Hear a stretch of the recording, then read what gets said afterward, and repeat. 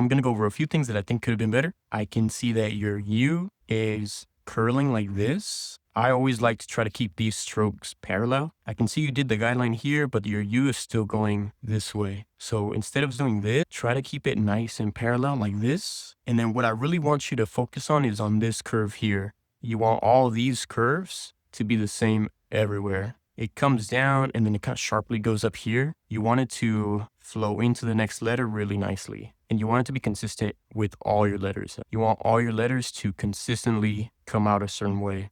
And then with the flourish, usually with the A's, I always like to bring a flourish out like this instead of bringing this A up like this. You have this sharp kind of corner here, and you want to try to avoid that. You want the curve to be perfectly smooth, because if you really zoom in, you kind of have a little triangle here, and that's what really breaks the flow. Same thing here. If this were a nice, perfect circle, perfect curve, it would flow nicer. You just want to avoid all those corners. And then another big thing with your A is that you have this oval here, but it doesn't really follow the angle that you created. The angle of this A is going this way when your guideline is like this. So you want your oval to be like this to follow your guideline. You'll notice that angle of my O here of the A is very similar to the stroke of the A.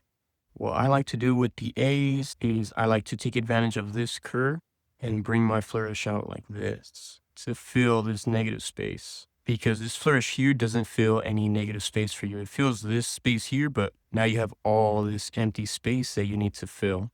So you can see with mine, I try to accomplish the same thing by using this flourish to fill all the empty space that gets created by my C and by my S.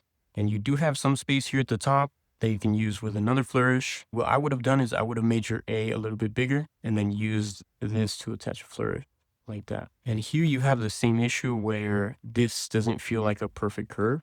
It has those triangles here, these sharp kind of edges. You want to try to avoid those sharp edges. You want to try to create the nicest curve possible. So you need time to really create that curve. When you try to curve it too soon, you end up with this and it doesn't flow as good. So you need time to really create that perfect curve. But the main thing is the angles and how your letters actually exit. You want this curve to be really nice. You want that perfect curve there at the bottom. When you try and curve it up too soon, you end up with that. So you want time to really curve it up. Same thing here. When you're all the way at the bottom and you try and curve it back up, you end up with that there. So you want to curve it a little bit earlier, so you have that time to create that perfect curve. And then also understanding the angles again. If this is your oval, if this is your O, you really want to identify the angle. You want to make sure that the angle of your oval is parallel with the guideline you created. I like how you followed the guideline here, but keeping this in mind is really going to help you.